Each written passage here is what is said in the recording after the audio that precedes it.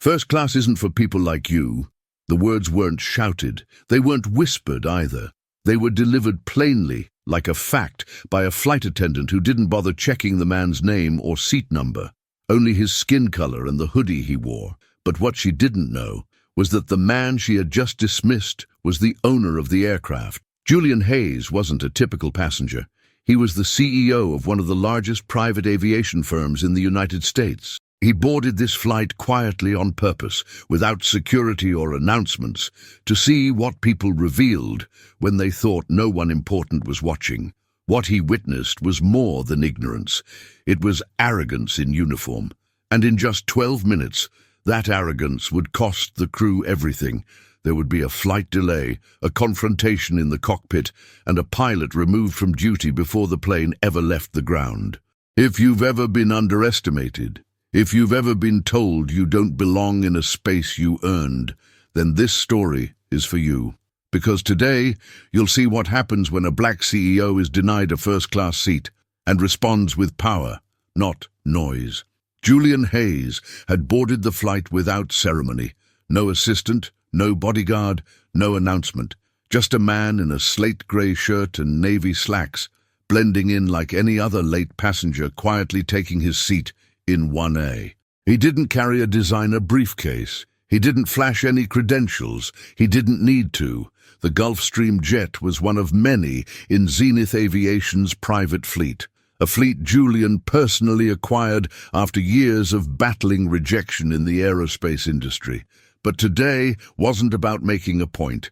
It was about seeing the truth. Julian had designed this test months earlier. A quiet internal audit of staff behavior. No one on board knew who he was. They just saw a man they didn't expect to be in first class. And that's when things began to fracture. It started with the glances, the kind people throw when they're trying to decide if you belong. A man in seat 1C, sharp suit, platinum watch, hair slicked back with practiced arrogance, shifted uncomfortably as if Julian's presence disrupted the ambiance. He placed his briefcase on the center table like he was marking territory. "Let's keep this area clear," he said, voice low but firm, a warning dressed in manners. The flight attendant, Emma Walsh, approached with a rehearsed smile, but it cracked ever so slightly when she saw Julian seated in 1A. She scanned her tablet, frowned, and asked, "Sir, may I see your boarding confirmation again?" Julian offered it without a word. Emma looked down, double-checked, then walked toward the cockpit. Moments later, she returned, this time with the captain. Captain Sarah Mitchell, mid-40s, ex-commercial pilot, sharp eyes, sharper tone. She didn't greet him, didn't smile, didn't ask. She glanced at the boarding stub, then flicked her hand toward the back of the plane. "You'll need to verify your priority status before we allow you to take that seat," she said flatly. "Otherwise, try economy. They may have space for you." It was the kind of line you heard in court depositions. Clean, precise, devoid of doubt. Passengers nearby paused mid-conversation. Some watched with curiosity, others with silent agreement. A young Asian-American man in row 2B, Liam Chen, lowered his phone slightly and began recording. He recognized Julian. He had seen him speak once at a tech summit in Chicago years ago, but he said nothing. Not yet. Julian remained still, eyes calm, voice neutral. "This is my assigned seat." Sarah didn't budge. "Then you'll verify it." Julian handed her the pass again. She took it between two fingers, like it was damp, and snapped it back against his chest. "Unverified," she said. "Security will be notified." The words hung in the air like smoke after a spark. Julian didn't raise his voice. He didn't flinch. He simply leaned back in his chair and tapped twice on his smart ring. Somewhere in Zenith Technologies headquarters, a notification blinked. Protocol 3 had just been activated. And within minutes, the flight crew would realize who they had just profiled and what it would cost them. 3 minutes had passed since Captain Mitchell snapped the boarding pass against Julian's chest. She had returned to the cockpit with Emma, both speaking in hushed, defensive tones behind the sealed door. Their body language screamed confidence, the kind built not on certainty but assumption. Julian remained seated in 1A, still and silent, not tense, not angry, just waiting. Across from him, the man in seat 1C, Daniel Keating, managing partner at a corporate law firm, leaned closer. "You know," he said without looking at Julian, "you should probably just move. These airlines don't mess around." Julian didn't respond. Keating continued, mistaking Julian's silence for weakness. "They're doing their jobs. Not everything is about race or politics. Sometimes you just don't belong in certain places." Liam Chen in 2B clenched his jaw. He had remained quiet long enough. "Actually," Liam said aloud, "he does belong here. That seat's assigned to him." Keating turned. "I don't recall asking you." "No, you didn't," Liam said, standing. "But maybe you should stop assuming people don't belong based on how they look." Several passengers turned. Julian met Liam's eyes for a second. A silent acknowledgement. Back at Zenith Technologies command hub, miles away, Protocol 3 was fully active. Within seconds, the cabin crew manifest was pulled into Julian's private device. Every profile, every incident report, every unresolved complaint tied to either Captain Mitchell or Emma Walsh. There were several. Julian tapped once more. A quiet audio recording began, stored locally. No announcements, no alerts. Everything that would happen in the next 20 minutes would be documented. Back in the cockpit, Mitchell was calling ground dispatch. "Yes, I've got an unverified male passenger refusing to move out of first class. Claims it's his seat. Doesn't match the profile on file." "Profile?" dispatch asked. "Yes, black male, early 40s, no corporate ID, no travel crew listed. Traveling alone." There was a pause. "Captain, what's the name on the boarding pass?" She hesitated. Looked again. "Julian Hayes." Silence. The voice on the other end changed. "Do not proceed with departure. I repeat, do not proceed." "What? Why?" But the line had already gone dead. Inside the cabin, a low chime sounded. The intercom crackled.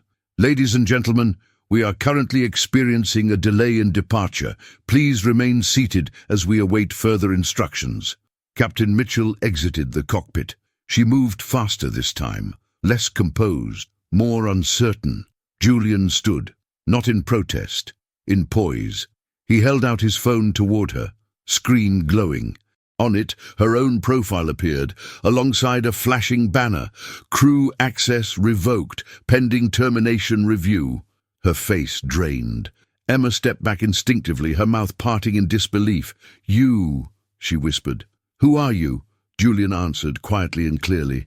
"I'm the CEO of this fleet." He stepped past them toward the front of the plane. Passengers parted like the sea. Liam sat down again, stunned. Daniel Keating suddenly looked very small in his luxury seat. Julian turned back once, facing the crew. "You didn't see a passenger today. You saw your own prejudice. And now, you'll live with the cost." The wheels of the jet had not moved an inch. But the cabin was no longer still. Passengers whispered. The flight crew stood frozen, and Julian Hayes, the man they had nearly removed from first class, now stood at the edge of the cockpit with full control of the situation. Captain Mitchell tried to recover. "This is a misunderstanding. If you'd like to reschedule your flight—" "You're grounded," Julian interrupted. His voice didn't rise, it didn't need to. Emma stepped forward. "Sir, if I may—" "You may not," he replied, with the precision of a gavel. Behind him, his assistant's voice came through his earpiece.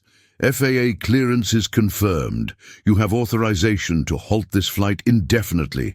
Alternate pilot is en route." Julian didn't flinch. He turned to the cockpit door, knocked twice, and addressed the co-pilot inside. "I'm invoking direct authority under Zenith Corporate Aviation Code 12C. Captain Mitchell is relieved of duty." The co-pilot, a young man named Reyes, hesitated for only a moment. He had heard the rumors. He knew the name, and now he was witnessing it firsthand. He nodded once. "Understood, sir," Mitchell exploded. "You can't do this. I am the ranking officer on this aircraft." "No," Julian said. "You were." She lunged forward, attempting to push past him, but Emma grabbed her arm. "Don't," she whispered, eyes wide with something between fear and shame. It's over. A flight coordinator entered the cabin, tablet in hand, sweating. Captain Hayes," he said, eyes darting between the silent passengers and the frozen crew. Julian corrected him with a glance. "Mr. Hayes." "Yes, sir, sorry. Dispatch confirmed your instructions. The aircraft will remain at gate. Alternate crew is in the building. Should we proceed with removal?" Julian looked at the stunned crowd. Some people held their breath, others recorded discreetly with their phones. "No need for a scene," Julian said. "Escort them out professionally." Within seconds, airport security arrived. Captain Mitchell, red with fury, tried to protest, but her voice fell flat. Emma followed, silent, her eyes unable to meet anyone else's. As the two women were escorted down the aisle, Liam looked at Julian, a silent nod of respect. Julian took his seat again in 1A. The intercom chimed. "This is First Officer Reyes. We'll be departing shortly under new supervision. Thank you for your patience." The voice was calm, different, sober. Daniel Keating said nothing. He had tucked his platinum watch under his sleeve. Julian leaned back, exhaled, and looked out the window. The sun was setting behind the terminal, streaks of gold stretching over the horizon. Across the tarmac, a second jet waited. It was branded with the Zenith logo. No passengers, no crew, just his. But Julian had chosen to ride this flight with the people, to feel what others feel when power is used against them. Now, that power had spoken back, and it had a name. Sunday morning, 12 hours after the incident. The sun rose over a quiet Manhattan skyline, but the internet had not slept. The video was less than 30 seconds long. A blurry angle from seat 2B, shaky at first, but clear enough to capture the moment. A black man in 1A, a white captain, arguing. A boarding pass being thrust back, and a calm, quiet sentence. "I'm the CEO of this fleet, you're grounded." It exploded online before breakfast. 10 million views before noon. Grounded by the CEO, just Julian Hayes. Just seat 1A, just flight justice. You belong here. The comments section became a digital protest and celebration in equal measure. He didn't just stand up for himself. He sat down with dignity. This is how you shut racism down. Not with yelling, with power. Name a bigger boss move.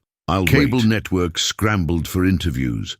Podcasts dissected every frame. Think pieces flooded Medium and LinkedIn.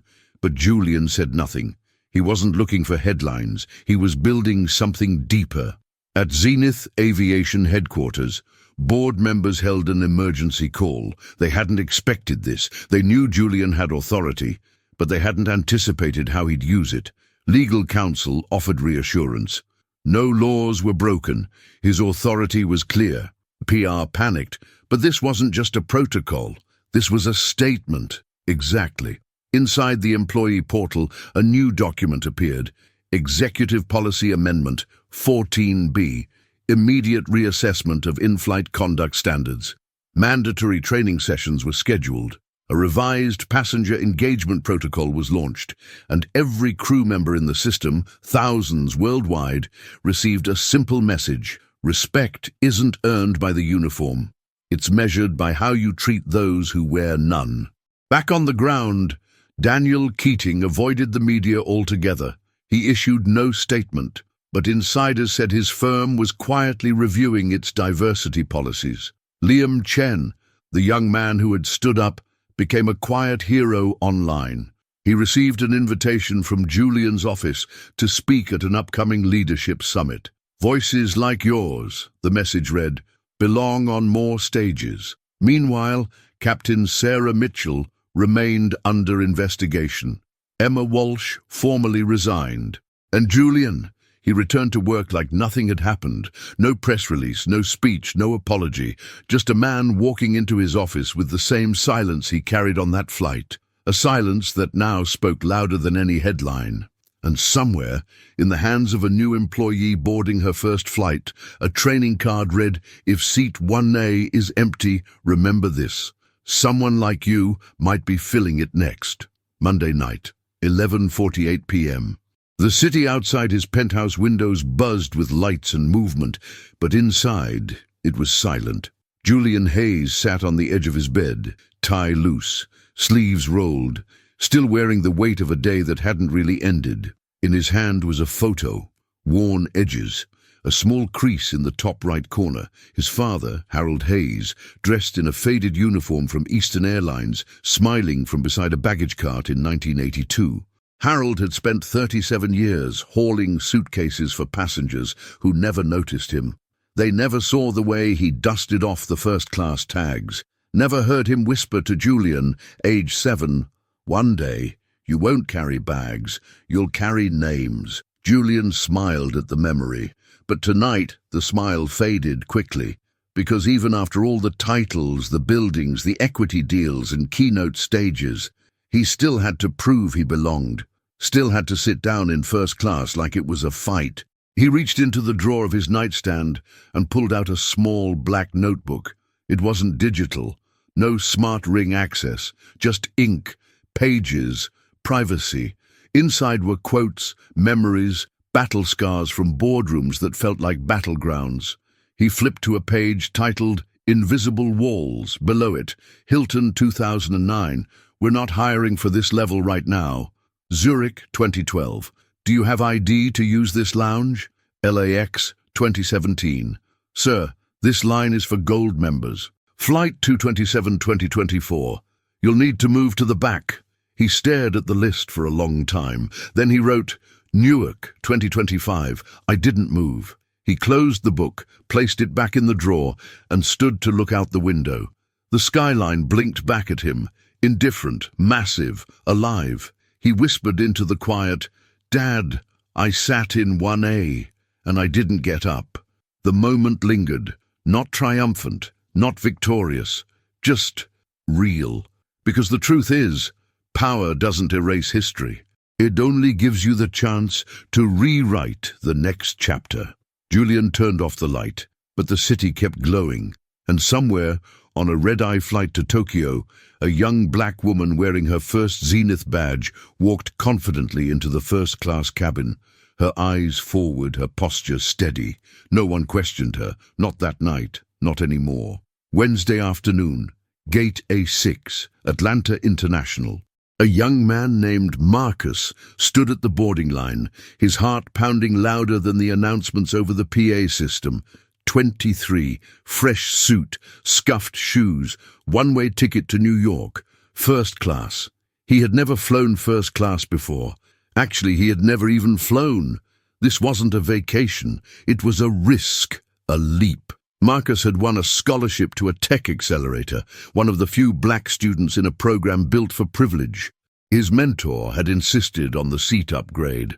"Start as you mean to go on. Take your place like it belongs to you." But standing there, surrounded by business travelers with noise-cancelling headphones and silver suitcases, Marcus felt small, like the system was about to notice the intruder.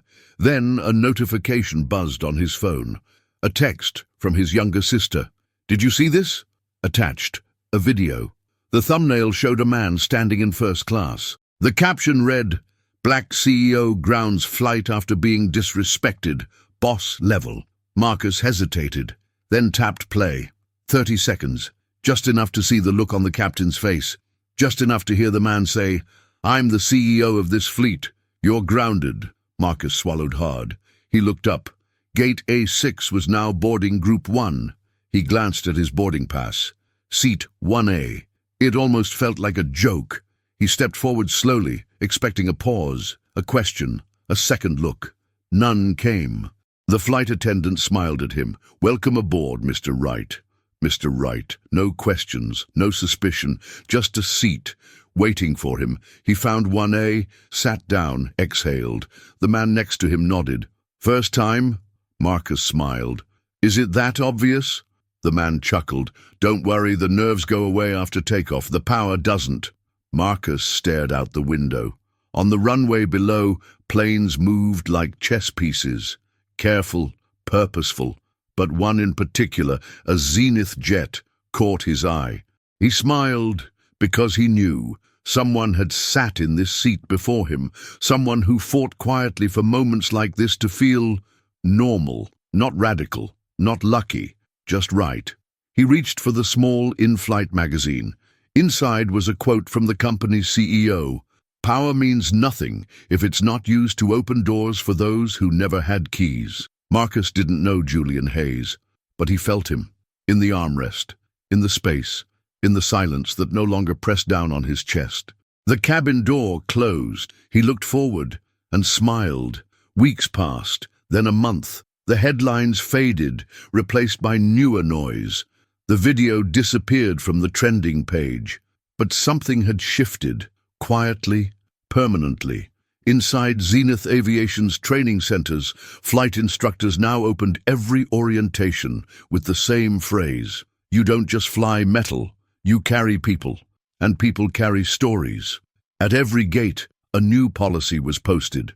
At every crew meeting, a new expectation was set. Julian Hayes never released a public statement. He didn't need to, because what mattered wasn't the media cycle. It was the moment that repeated over and over in airports across the country. A young girl boarding her first flight without being questioned. An elderly black veteran walking into the lounge without showing credentials 3 times. A single mother in business class being offered help instead of side eyes. A silence in the cabin, not from fear, but from dignity. One night, Julian returned to Gate 12B in Newark, the same place where it had all begun. He wasn't flying. He was just watching. The crew didn't recognize him. The passengers didn't stare. And then he saw her. A young black woman, early 20s, wheeling a suitcase toward boarding. Her ID badge read Flight Officer, Cadet Program. Her name, Harper Hayes, his daughter. She didn't see him standing in the shadow of the terminal lights. She walked tall, eyes forward, uniform crisp. And when the agent waved her through, she smiled, nodded, and took her place at the front of the boarding line. No questions, no doubt, no noise. Julian felt the weight in his chest shift, not lift but realign. He wasn't trying to change the world. He was just making room in the sky, and now someone else was flying it. As the gate closed behind her, he whispered again, like he had that night alone in his apartment. "Dad, I sat in 1A, and now she's flying the plane." The screen dimmed. The runway lights blinked, and for the first time in years, Julian turned and walked away without looking back.